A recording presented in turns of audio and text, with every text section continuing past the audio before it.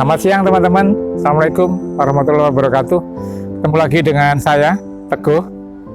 Siang hari ini saya ada di hutan biologi di UGM, masih di seputaran UGM.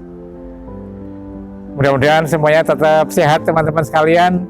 Kita semua tetap diberikan kesehatan, aman di masa pandemi ini.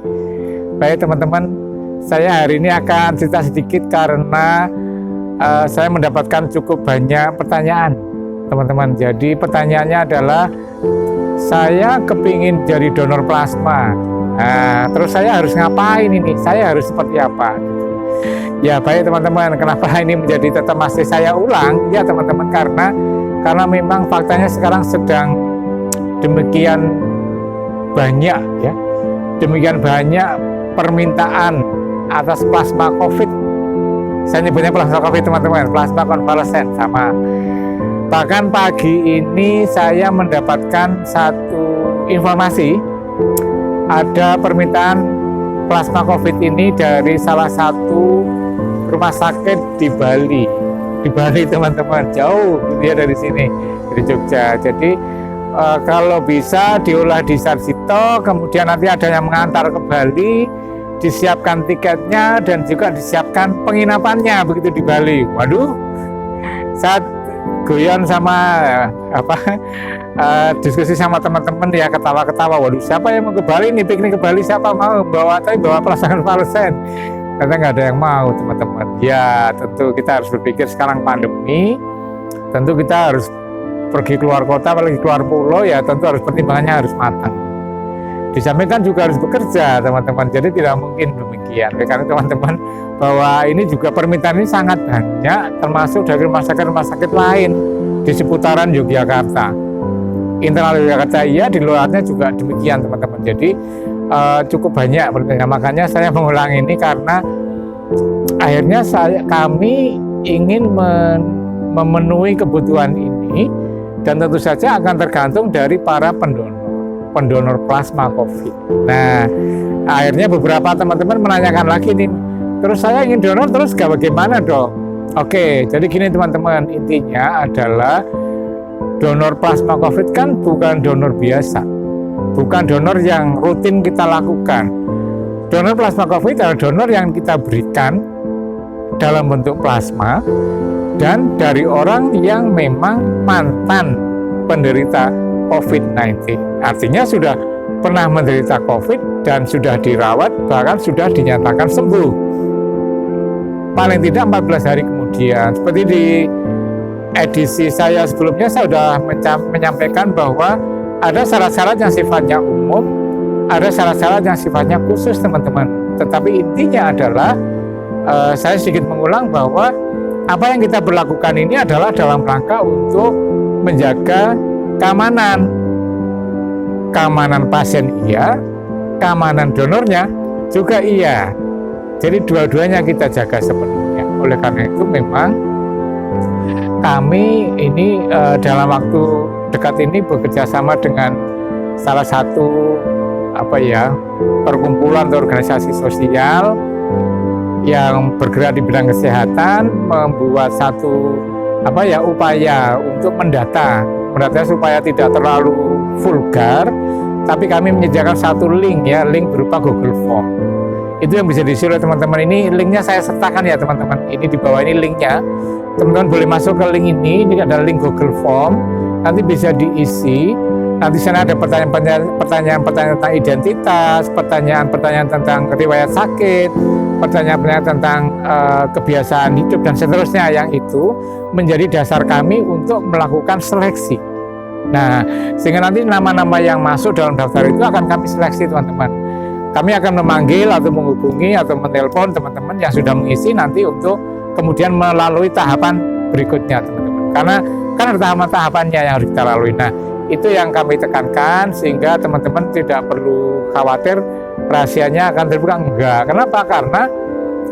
Karena nama-nama yang masuk dalam Google Form ini nantinya akan kita kelola, dan itu data yang betul-betul private, data yang tidak kami share kemana-mana dan hanya kami yang tahu, dan kemudian kami akan melakukan komunikasi kemudian. Untuk apa? Buat melakukan pengecekan lebih lanjut, mengkonfirmasi, tentang tempat tinggal dan sebagainya. Mungkin ada tanya, saya di luar Jogja boleh nggak? Prinsipnya boleh. Kemarin kami juga dapat donor dari Temanggung, teman-teman, 2 orang dari Temanggung, dan bahkan hasilnya sangat bagus. Bagus gimana sih?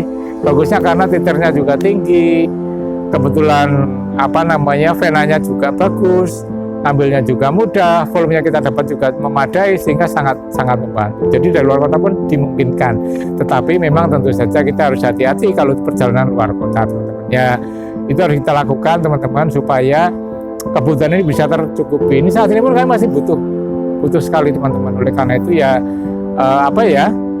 saya atau kami mencoba membuat link ini untuk memfasilitasi teman-teman yang mungkin belum tahu, kemudian akhirnya tahu dan ingin mendaftar, tapi harus bagaimana, nanti ada nomor kontaknya juga yang bisa dihubungi.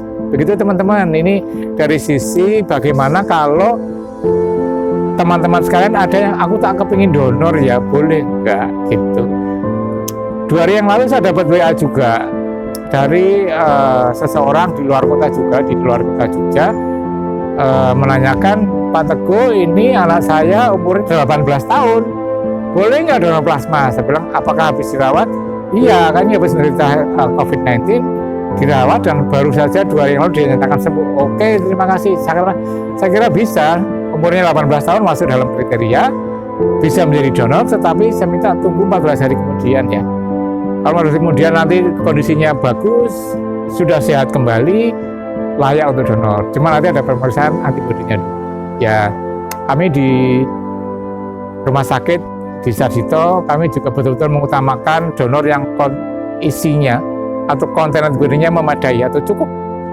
Karena apa? Karena kalau antibodinya nggak cukup, kalau kita berikan kepada seorang pasien, kan malah membahayakan bagi pasien sebenarnya, teman-teman. Itu yang harus kita hindari. Oleh karena itu kita akan mencoba seleksi seluruh tahapan itu, termasuk titer antibodinya, supaya mencukupi dan menimbulkan atau mendapatkan dampak yang ideal untuk pasien kita, penyembuhannya. Itu yang teman-teman harus pahami sekalian, pahami. Dan ini menjadi poin yang menurut saya rasa memberi sesuatu pada orang lain itu sesuatu yang nggak akan, saya selalu bilang, nggak akan bisa kalau bahasa Jawa diregani, nggak bisa dihargai apapun itu. Itu, teman-teman, ini info saja mungkin ya sekilas tentang plasma konvalesen. Nanti juga ada video saya tentang bagaimana itu dikumpulkan, itu dikolasi, nanti ada videonya juga. Terima kasih banyak atas perhatiannya. Kita akan selalu close ya, saya akan selalu update video-video saya meskipun ini hari libur, teman-teman, liburan Natal dan Tahun Baru, tetapi kita tetap update videonya. Dan karena apa? Karena pasien nggak menunda, pasien tetap akan butuh di hari-hari, mereka tidak melihat hari-harinya, mereka tetap akan butuh. Begitu, teman-teman, apa yang bisa saya sampaikan siang hari ini, mudah-mudahan menambah wawasan teman-teman sekalian. Jangan lupa link tadi yang sudah saya berikan, nanti bisa diisi teman-teman yang kebetulan pernah menderita sakit COVID, sudah sembuh dan siap menjadi donor. Kita akan fasilitasi, teman-teman. Wah, ini ada hewannya, teman-teman, namanya di hutan ya, teman-teman ya. Kita fasilitasi supaya bisa terpakai dengan baik, pasiennya sembuh, teman-teman juga bisa memberikan sesuatu, mendapatkan pahala, mendapatkan kepuasan diri, mendapatkan rasa memberi sesuatu, dan juga tentu saja mendapatkan ganti ya dari Allah Subhanahu wa taala. Itu saja, teman-teman. Keep watching, subscribe jangan lupa, like dan tulis komen, jangan lupa tombol belnya jangan lupa dipencet supaya bisa mengikuti selalu update video dari saya. Demikian, teman-teman, sampai ketemu lagi di video berikutnya ya. Salam.